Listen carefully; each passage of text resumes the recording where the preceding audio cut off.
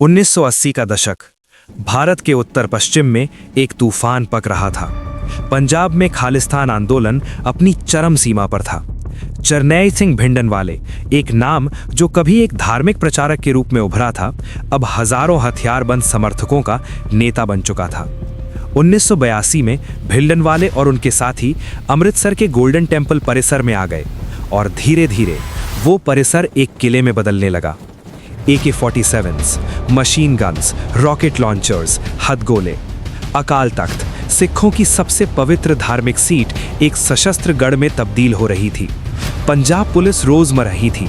IB के informers एक एक करके मारे जा रहे थे। हिंदुओं का पलायन शुरू हो चुका था। रेलवे ट्रैक्स उड़ाए जा रहे थे, बसें जलाई जा रही थीं। दिल्ली में प्राइम मिनिस्टर इंदिरा गांधी के सामने सबसे कठिन सवाल था, करें तो करें क्या? और इसी सवाल के जवाब की तलाश में एक सीनियर आर्मी ऑफिसर ने वो रात वो काम किया जो उसे शायद नहीं करना चाहिए था। उसने सच लिख दिया। उस ऑफिसर का नाम आज भी पूरी तरह पब्लिक डोमेन में नहीं है, लेकिन जो डॉक्यूमेंटेड है रिटायर्ड ऑफिसर्स की इंटरव्यूज में, जर्नलिस्ट्स की किताबों में और कुछ डीक्लासिफाइड ब्रिटिश इंटेलिजेंस केबल्स में, वो ये है कि आर्मी के भीतर एक गहरी बेचैनी थी। एक सीनियर ऑफिसर जो वेस्टर्न कमांड या पंजाब में पोस्टेड था, ने PM के सिक्योरिटी एडवाइजर्स को एक इंटरनल असेसमेंट भेजा, एक रिपोर्ट जो चेन ऑफ कमांड को बाईपास करते हुए डायरेक्टली उन लोगों तक पहुंचाई गई जो प्राइम मिनिस्टर के सबसे करीब थे। उस रिपोर्ट में क्या था? 3 चीजें। पहली, अगर गोल्डन टेम्पल में मिलिट्री ऑपरेशन हुआ तो वो कितना जटिल होगा, इसका एक टेक्निकल और टैक्टिकल असेसमेंट। दूसरी, भिंडरनवाले के पास जो हथियार और जो फोर्टिफिकेशंस बनाई गई हैं, उनकी एक डिटेल्ड पिक्चर। और तीसरी, एक वार्निंग, एक ऐसी वार्निंग जो उस रात के बाद ऑफिशियली कभी एग्जिस्ट नहीं की।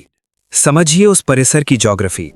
गोल्डन टेम्पल परिसर, जिसे हरमंदिर साहिब भी कहा जाता है, 150 एकड़ में फैला है। इसके चारों तरफ एक परिक्रमा है, बीच में सरोवर, पवित्र सरोवर, और सरोवर के बीच में हरमंदिर साहिब, वो स्वर्णिम मंदिर जिसे देखकर हर आंख नम हो जाती है। लेकिन परिसर के एक कोने में था अकाल तख्त, और यही वो जगह थी जहां भिंडरनवाले ने अपना मुख्यालय बना लिया था। अकाल तख्त की दीवारें मोटी थीं, इमारत ऊंची थी, और इसके आसपास की तंग गलियां किसी भी अटैकिंग फोर्स के लिए एक नाइटमेयर थीं। उस ऑफिसर ने अपनी रिपोर्ट में लिखा था, और ये बात बाद में कई वेटरन्स ने कंफर्म की, कि अगर ऑपरेशन हुआ तो सबसे बड़ा खतरा ये नहीं है कि हम जीतेंगे या हारेंगे, सबसे बड़ा खतरा ये है कि हम जीत कर भी हार जाएंगे। वो ऑफिसर समझ रहा था कि गोल्डन टेम्पल कोई ऑर्डिनरी बिल्डिंग नहीं है। ये 1.5 करोड़ से ज्यादा सिख्स की आस्था का केंद्र है। ये वो जगह है जहां गुरु ग्रंथ साहिब विराजमान है। ये वो जगह है जहां 500 साल का इतिहास सांस लेता है। अगर आर्मी वहां घुसी तो चाहे ऑपरेशन कितना भी सर्जिकल हो, खून बहेगा, गोलियां चलेंगी, और शायद वो इमारतें भी क्षतिग्रस्त होंगी जो हर सिख के दिल में रहती हैं। और तब पूरी सिख कम्युनिटी का एक बड़ा हिस्सा जो अब तक भिंडरनवाले के साथ नहीं था, वो भी एलियनेट हो जाएगा।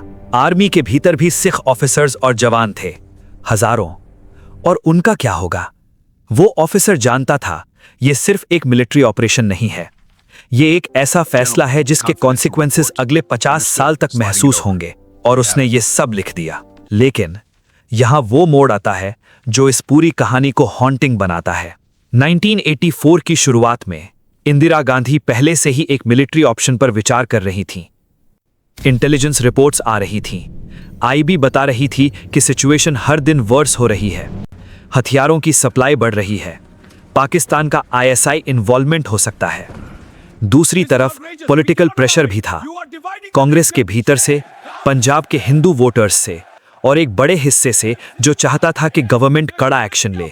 उस ऑफिसर की रिपोर्ट एक आवाज थी जो कह रही थी, रुको, सोचो, क्या कोई और रास्ता है? लेकिन वो आवाज दब गई।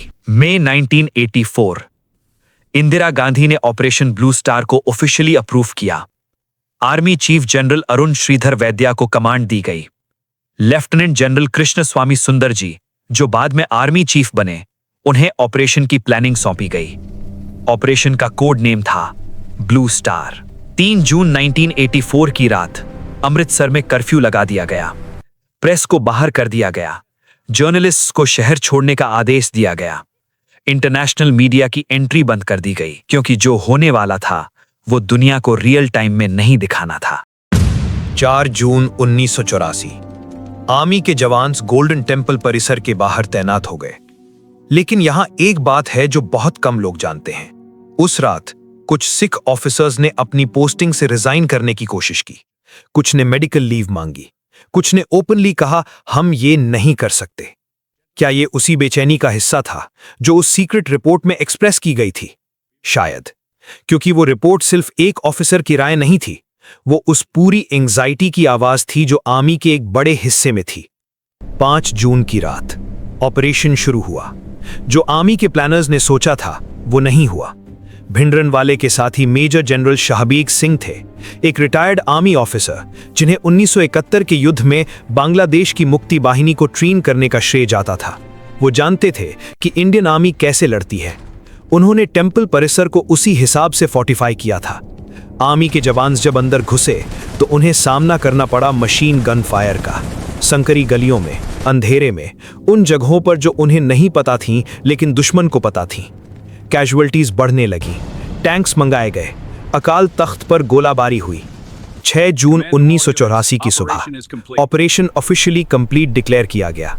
भिंडरनवाले मारे गए, शहबीग सिंह मारे गए, सैकड़ों और मारे गए, लेकिन अकाल तख्त खंडहर बन चुकी थी। उस ऑफिसर ने जो लिखा था वो सच निकला। इंडिया ने जीत हासिल की थी और साथ ही कुछ खो दिया था जिसे वापस पाना शायद असंभव था। ऑफिशियल फिगर्स कहते हैं 83 आर्मी जवान शहीद हुए, 493 घायल हुए। टेम्पल परिसर के अंदर सरकारी आंकड़ों के अनुसार 492 सिविलियंस और मिलिटेंट्स मारे गए। 31 अक्टूबर 1984 प्राइम मिनिस्टर इंदिरा गांधी अपने घर के बगीचे में चल रही थीं। उनके 2 बॉडीगार्ड्स, दोनों सिख, उनके सामने आए और उन्होंने गोलियां चलाईं। इंदिरा गांधी की हत्या हो गई। उसके बाद जो हुआ दिल्ली की सड़कों पर, देश के कोने कोने में, वो इतिहास का एक ऐसा काला अध्याय है जिसे शब्दों में बयान करना मुश्किल है। हजारों सिख मारे गए, घर जलाए गए, परिवार तबाह हुए। वो ऑफिसर जिसने लिखा था जीत कर भी हार जाएंगे, क्या उसने ये सब देखा होगा? क्या उसके जहन में वो रात आई होगी जब उसने वो रिपोर्ट लिखी थी? आज 40 साल बाद वो वूंड्स अभी भी पूरी तरह नहीं भरी हैं। सिखों की एक पूरी जनरेशन है जो उस जून को याद रखती है, जिसने अपने पिता, भाई और बेटों को खोया, जिसने अपनी पवित्रतम जगह को खंडहर होते देखा। और इंडियन आर्मी में एक मेमोरी है उन जवानों की जो उस रात गए और वापस नहीं आए, जिन्होंने ऑर्डर्स फॉलो किए क्योंकि यही उनका धर्म था, जिन्होंने शायद खुद भी नहीं चाहा कि ये हो, लेकिन हुआ।